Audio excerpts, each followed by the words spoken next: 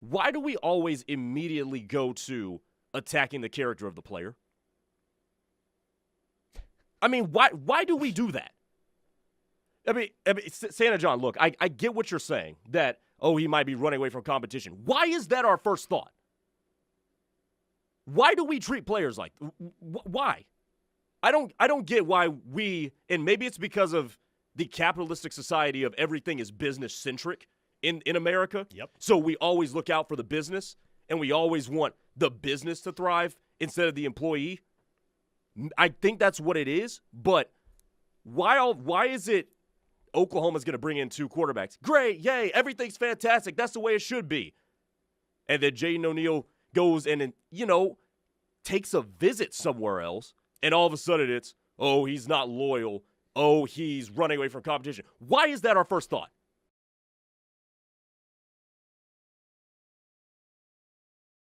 Go get Will Wade. He led VCU to 2 NCAA tournaments. He went to the tournament 3 of 5 years with LSU. Had the number 1 draft pick with Ben Simmons. So they went to the tournament before Ben Simmons, and they went to the tournament after Ben Simmons. And he got McNeese State to a 30-win season and a regular season title. And they're 19-4 right now. Well, keep in mind, SMU was the original NIL. Yes, That's probably what set their program back 4 decades. But they were the ones doing this first and kind of perfected it before it was legal. So, give credit to them for that. But here's what SMU also could potentially have over Norman. And there are some people this means a lot to. You want to live right next to downtown Dallas? Or do you want to live 20 minutes from Oklahoma City? If Jaden O'Neal committed under a previous offensive regime, a new offensive coordinator comes in and is blatantly saying, yeah, I like you, but I kind of like this other guy better. It's not a secret. It's not a secret. You just have to follow the tree leaves. It would be unequivocally stupid for him not to take visits anywhere else. So commitment's got to be a two-way street. If you want a guy to be committed to you and not go take other visits, then don't go hunting for another 4-star quarterback in his same recruiting class. Yeah, here's the thing. That would be dumb for him not to explore other options. And it is a very good read. And I mean, here's why ultimately I like to put things very simply. My life is pretty simple, Parker Thune. Simply put, here's why you have to make a change. Name me one thing this team is good at. I cannot. I can't do it. They're not. And once we've gotten into conference play, there are one of 2 results that have happened. They're now 3-10 in conference play, and they lose 10 games by one of 2 ways. Either 1, they're blown out, or 2, they have some exceptional ability to find a way to lose. Mm-hmm.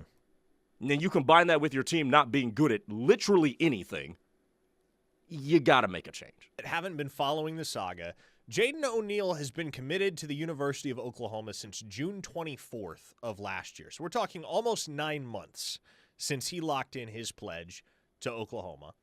However, upon Ben Arbuckle's hiring, the Sooners very quickly launched a pursuit of 4-star Salina, Texas quarterback Bo Bentley. What do you think of that? This is probably, I don't know how many stark disagreements we've had on this show. Oh, here we go. I don't think that makes any sense for anybody. Okay. I don't think it makes sense for both Jaden O'Neal or Bo Bentley to be here. I don't think it makes sense for Oklahoma to bring both of them in. Here's why. These are 2 guys in the 2026 class. Or 2026 class. It is not a guarantee that John Mateer moves on after this year. No, it's not. He still has eligibility. It is not a guarantee Michael Hawkins moves on. He's still got time. Now you're talking about adding 2 other blue chippers, and to your argument that the money you're going to make in college is largely going to be dictated upon how you play on the field. There's only one quarterback that plays on the field at one time. And if you're playing 3 quarterbacks during the season, you've got a catastrophic problem. That is correct. So it's not as if either of them or both of them are going to even have an opportunity in their first 2 years. Because even if John Mateer sticks around for 2026, who's the quarterback in waiting next? It's neither of them. It would be presumably Michael Hawkins Jr. If he's still around. If he's still around. Yeah. That's where we get to the Oklahoma part of all of this. You're still dealing with finite resources, and whether we get a traditional salary cap or something similar, you are still dealing with budgetary constraints. There is no reason financially when you're dealing with budgetary constraints and trying to fill out the rest of your roster that you should have 4 blue-chip quarterbacks or 3 blue-chip quarterbacks and a quarterback you paid close to, if not upwards of $1 million for, to bring in from Washington State and John Mateer. So financially, if you look at it from a roster construction standpoint and the kind of money that you would possibly have to commit to 4 different players on one position, it doesn't make sense for Oklahoma. And because of that, I don't think it's going to make sense for both Jaden O'Neal and Bo Bentley to be here. And just to continue the point you just ended with, he was committed under a previous offensive regime too. He was. Keep that in mind. And now you bring in another offensive coordinator. And what has Ben Arbuckle done ever since he's gotten here? He went and got Jet New, and he's now pursuing Bo Bentley. He's got his type of guy that he wants to go get, which, by the way, is the natural progression of bringing in new coaches. But even if we take the money out of it, it still doesn't really make much sense for both of them to commit here. It just doesn't. Even if you want to go by the traditional analysis of college football of when do I get on the field? Yeah. Who cares if they don't want to be the guy? That's usually if there's one quarterback ahead of you. In this case, in Oklahoma, there are 2. Potentially 3. Exactly. So if you're a guy like Jaden O'Neal who wants to wait 2 years, that's fine. But if you want to, but asking somebody to wait 2 years and then at the same time compete as well, I'm sorry, but that's a tough sell. I think that's a really tough sell to a kid who's been committed to you already for 9 months. Sooners find themselves in. Doug in Norman, and I know there are many that are going to ask a question of this ilk, so let's get to it. Doug in Norman says, what happened to the so-called OU culture wherein the policy was allegedly that if you commit to OU, then you are not permitted to visit any other school because that would somehow prove a lack of commitment to OU. Apparently, we can now throw that concept out the window because numerous examples now show that BV will look the other way if it serves his purposes. I don't like that at all. You mind if I jump in here right Yeah, fast? no, go ahead. Say what you're going to say. I don't like that at all. The policy? I don't know. I don't like where you're coming from with that text because I think there's one thing you left out. You left out the commitment on the other side. Commitment's a two-way street. Mm-hmm. So if you want a guy to be committed to you, because I know we're isolating this to the Jaden O'Neal case. If you want somebody to be committed to you, why are you going out looking for another quarterback in his recruiting cycle? I'm sorry here, but if Jaden O'Neal committed under a previous offensive regime, a new offensive coordinator comes in and is blatantly saying, yeah, I like you, but I kind of like this other guy better. It's not a secret. It's not a secret. You just have to follow the tree leaves. It would be unequivocally stupid for him not to take visits anywhere else. And I agree with you. I certainly understand this from Jaden O'Neal's side. So commitment's got to be a two-way street. If you want a guy to be committed to you and not go take other visits, then don't go hunting for another 4-star quarterback in his same recruiting class. Yeah, here's the thing. That would be dumb for him not to explore other options. And you're 100% right. It would be dumb for Jaden O'Neal not to explore other options. He's well within his rights to do so. He hasn't signed anything yet. And look, if your school's looking around for other quarterbacks, sure, you might as well just keep your options open, especially because you committed under the former offensive coordinator instead of the current one. And here's the thing. Nobody's wrong with what's going on. But if there's not going to be a two-way loyalty, then you can't have only one person looking out for the best interest of that entity. Yeah, certainly. And that's what I think is going on here. This is on the text line, Knippelmeyer Chevrolet text line. Santa John Grayson, who sets the rules whereby a school cannot recruit more than one quarterback? You're not wrong. Nobody here is wrong. But if they're going to recruit multiple quarterbacks, by the way, Jaden O'Neal's a 5-star, right? Or is he a 4? He's a 4. He's a 4. Bo Bentley, about to be a 4, I believe. He is a 4. If he's not already a 4. Yeah, That's verging on 5-star territory. 2 4-star, one of them probably going to be a 5. I'm sorry, but these old policies have to go.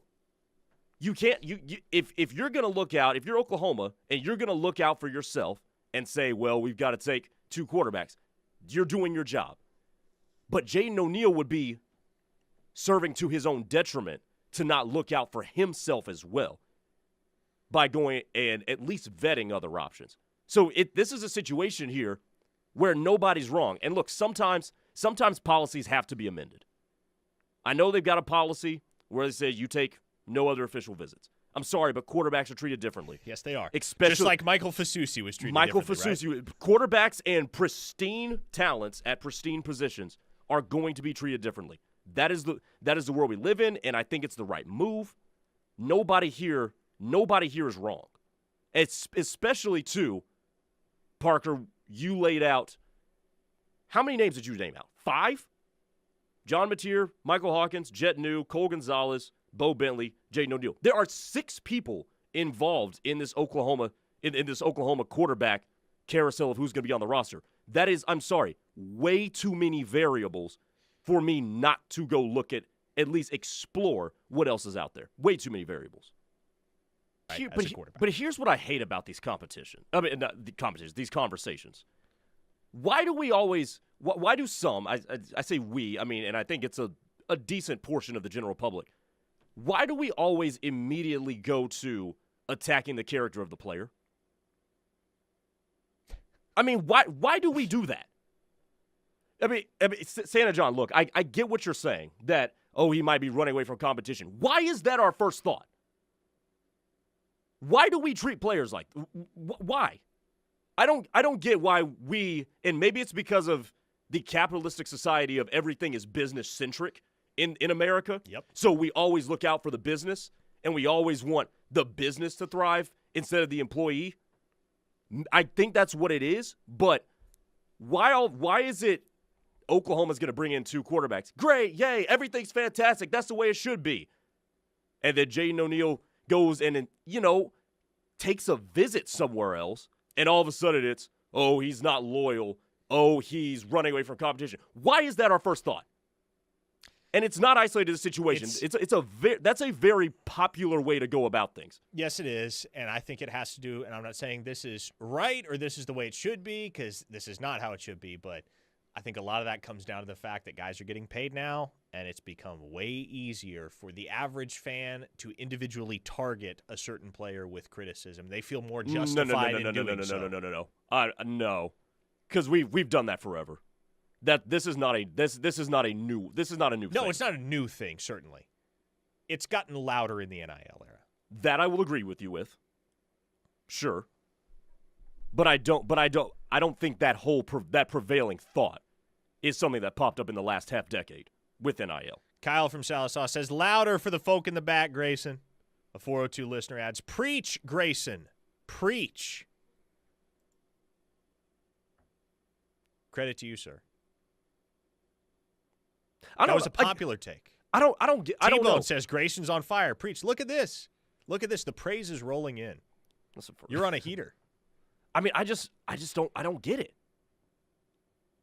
Why can't we live in a world where everybody looks out for themselves? And I think in a perfect world, everybody's looking out for themselves and you find the right marriage. You're going to find the right marriage between the two parties. It may be Bentley. Certainly, from a logistical standpoint with Ben Arbuckle, it might be. Pastor MC says, I like Grayson fired up. He sounds like a cool combo. Stephen A. Steely. I mean, I've said before, Stephen A. Smith's the first person that influenced me to get into this business when I was 13 years old. So Brian and Bigsby says, that's how your average fan feels about competition. They wouldn't want to compete. There's probably some truth to that as well. Kyle from Salisaw adds, somebody give this man a raise. All right, we're going to go work some incentives into Grayson's contract while we hit a quick break here. So in recent memory, and I'm sure those aren't the only 2 examples, but those are probably the 2 most prominent OU-SMU recruiting battles that I can recall. I think we're getting to the point, Grayson, where you can expect a lot more of those. Well, keep in mind, SMU was the original NIL. Yes, That's they were. probably what set their program back 4 decades. But they were the ones doing this first and kind of perfected it before it was legal. So, give credit to them for that. But here's what SMU also could potentially have over Norman. And there are some people this means a lot to. You want to live right next to downtown Dallas? Or do you want to live 20 minutes from Oklahoma City? We talked a couple weeks ago about certain schools, the Miamis of the world in particular, who have geographical advantages over certain people, over certain other schools. By the way, now that guys are making money and this is going to start going into the IRS and stuff like that, you know what Texas has over Oklahoma? They don't have an income tax. That is true. I never filed a state tax return until I moved and started working in Oklahoma. So keep that in mind too. These guys are going to be able to keep more of their money especially if you're getting paid by employees, because how this works in the NFL and the NBA is you get taxed based on where you did the work. So what makes their taxes so hard to file is that sometimes you've got to file, okay, we had a game, my game check came from a game in LA. This game came from a game check in Miami. You've got to pay LA taxes on that game in California. Yeah. So keep that in mind too. If you can play half of your games or maybe a little bit more than half of your games in the state of Texas, you get to keep most of your money. That's one of the other built-in advantages that SMU and Texas A&M are going to have over in Oklahoma. So there's multiple geographical and legislative advantages that SMU is going to have. The other thing that SMU has going right now over Oklahoma is program stability. That's a program on the ascent right now. And if you judge by the Oklahoma fan base right now, the Oklahoma program isn't going in that direction right now. At best, it's going in a straight line, maybe ascending up at a much lower slope than SMU is. So the fact that we brought this up, and I love that you started our show with SMU, because they are on the come up. And I really think, given where they are in the country, in Dallas, which is one of the fastest growing cities in the country, SMU is going to be a real player and a real problem here in the next couple of seasons. It's undeniable. And I mean, if you just look at the list of guys that are confirmed for OU official visits right now, and shameless plug here, you go to OUinsider.com, we have a running list of every single prospect that has scheduled an official visit with the Sooners. 14 confirmed officials with dates thus far. If you just look at this list, you can pretty immediately pick out several guys that are primarily favoring OU and SMU. Alger Miles, the wide receiver from Kaufman, Texas. It's an OU-SMU battle. Ryan Gilbert, recent Texas A&M decommit, defensive back from Mesquite Horn. OU-SMU. Which is pretty close to Dallas, by the way. Yep. Mesquite's right outside of Dallas. Midlothian four-star lineman Noah Best, a native of Owasso. Man, he was all in on Oklahoma for a while there. Thought that one would have the potential to pop early, maybe get him on board, get an early commit from Noah Best. But SMU has really surged. And I always find it interesting. This conversation cropped up a lot during the season because OU was struggling naturally, but people on the text line were asking, well, if the whole Brent Venables thing doesn't work out, who should OU go and hire? And inevitably a name that got brought up pretty regularly was that of Rhett Lashley. And Grayson, I legitimately don't know. In fact, I think I do know, and it's not the answer that OU fans are going to want to hear. Even if OU wanted to hire Rhett Lashley, I don't think he would take that job over what he has going at SMU right now. Yeah. Because of the very fertile recruiting base that is right there in your backyard, the infusion of money that lies underneath the SMU football operation. It's the exact same answer I would give people when they ask if TJ Otzelberger is going to leave Iowa State to become the replacement for Porter Moser. Why the hell would he? Mm-hmm. He's building that thing up himself after that program took a dip after Fred Hoiberg left. The same is true with Rhett Lashley. He's not leaving SMU to go to Oklahoma, especially because he's the one that's purging from Oklahoma's recruiting backyard. And it is going to become a real problem. Oklahoma, by and large, if you want to look at the volume of players in a certain spot where Oklahoma recruits, it's right where SMU is for the most part. So this is something, I mean, you can't ignore it because part of why Texas and OU and Texas A&M have been so successful, like let's just call a spade, part of the reason they have been so successful recruiting DFW is because SMU has been a dormant program in the DFW community. That plain and simple. It'll hurt Texas. Now, Texas is still going to get its DeSoto kids, but it'll hurt Texas A&M a little bit, and it'll hurt Oklahoma. It will hurt Arkansas, who recruits there. And part of the reason Oklahoma's been able to have so much success recruiting DFW in recent years is because there hasn't been a program right there in the Metroplex that has been able to establish a stranglehold on that vicinity. Which is so strange because is DFW the only, top 7 market that doesn't have a big-time college program there in terms of football? Houston has one, Miami's got one, LA's got one, 2, depending on how good UCLA is. I mean, New York. New York, okay, sure. But you get my point, though. Definitely. It's been open season in Dallas for many, many years because TCU and SMU really haven't been in the place to be able to just walk into any school, any high school in the DFW Metroplex and say, hey, we want your guys. And those coaches will sit there and say, yep, all right, we'll make sure we get them to you.